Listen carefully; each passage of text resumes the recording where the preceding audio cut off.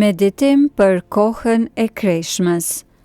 E hëna e 4 të kreshmës, ecja në dritë, Krishti drita e botës.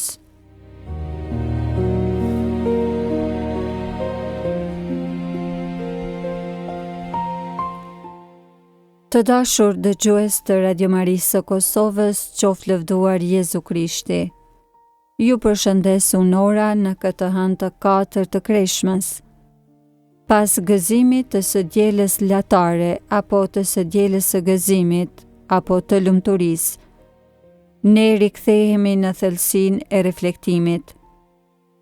Sot dëshiroj të meditojmë mbi Krishtin si dritë e botës dhe thirrjen e kreshmës për të ecur në këtë dritë, duke lënë pas errësirën e mëkatit.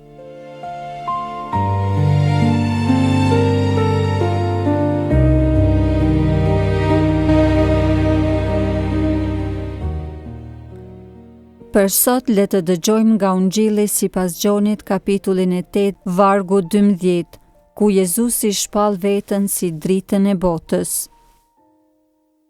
Atëherë Jezusi u tha përsëri: Unë jam drita e botës. Kush vjen pas meje nuk do të ecë në errësirë, por do ta ketë dritën e jetës.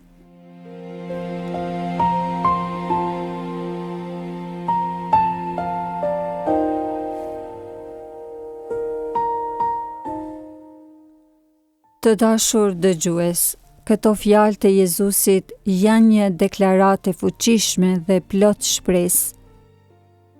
Ai nuk thot se ka dritë, por se ai vetë është drita. Dhe kjo dritë nuk është thjesht një ndriçim fizik, por është drita e së vërtetës, e dashurisë dhe e shpëtimit. Kushdo që e ndjek atë, nuk do të ecën më në errësirë, por do të ketë dritën e jetës. Kreshma është një kohë e veçantë për të reflektuar mbi këtë të vërtetë. Shpesh mëkati na fut në errësirë. Është pikërisht ajo errësira e ignorancës, e mashtrimit, e frikës dhe e dëshpërimit. Mëkati na bën që të fshihemi, një lloj siç u fshehen Adami dhe Eva pas mëkatit. Por Jezusi, drita e botës, vjen për ta shpërndarë këtë errësirë. Ecje në dritë do të thotë që të jetosh në të vërtetën. Do të thotë që të jesh i sinqert me veten dhe me Zotin, që ti pranosh dobësitë tua dhe të kërkosh faljen e Tij. Ecje në dritë do të thotë që të heqësh dorë nga veprat e errësirës, pra nga gënjeshtra, urrejtja, egoizmi, smira, dhe më pas të përqafosh veprat e dritës, pra dashurinë, mirësinë, drejtësinë, paqen.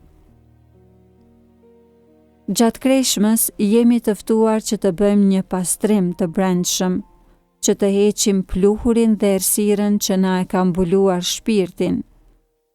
Kjo bëhet përmes lutjes që na lidh me burimin e dritës, përmes agjërimit që na ndihmon të kontrollojmë pasionet tona dhe që të bëhemi më të lirë, përmes lëmoshës që na nxjerr nga errësira e egoizmit dhe na çon drejt dritës së dashurisë ndaj të afërmit. Drita e Krishtit na zbulon jo vetëm të vërtetën rreth mëkatit, por edhe të vërtetën rreth dashurisë së Zotit. Ajo na tregon se pavarësisht sa thellë kemi rënë në errësirë, ka gjithmonë shpresë për rikthim dhe falje. Krishti është gjithmonë aty, duke na thirrur që të dalim nga errësira dhe më pas të ecim drejt dritës së Tij shpëtuese. Le të jetë kjo e hënë një ditë për të shqyrtuar drejtimin se për ku po ecim. Le ta pyesim veten: apo ecim në dritën e Krishtit, apo po i dorëzohemi errësirës së botës apo errësirës së mëkatit ton? Le t'i kërkojmë Zotit hirin për të qenë gjithmonë fëmijë të dritës, duke pasqyruar kështu dritën e tij në jetën tonë.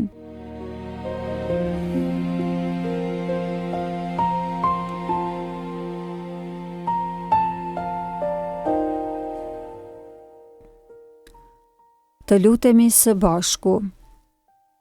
O Jezus, drita e botës, na ndriço me dritën tënde. Shpërndaje errësirën e mëkatit nga zemrat dhe mendjet tona. Na jep forcë që të ecim gjithmonë në rrugën tënde, duke qenë fëmijë të dritës. Na ndihmo që të pasqyrojmë dritën tënde në çdo veprim dhe fjalë, me qëllim që edhe të tjerët të mund të gjejnë rrugën drejt Teje. Ti që jeton dhe mbretëron në shekuj të shekujve. Amen.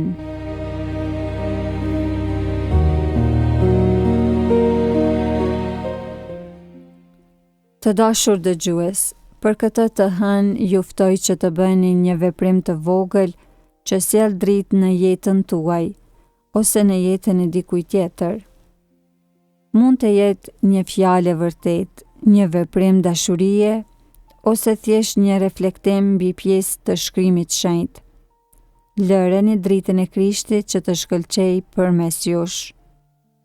Zoti ju bekoft dhe ju udhëheq në këtë ditë të shenjtë.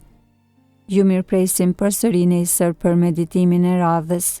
Kudo qofshi, hiri i Zotit qoftë me ju.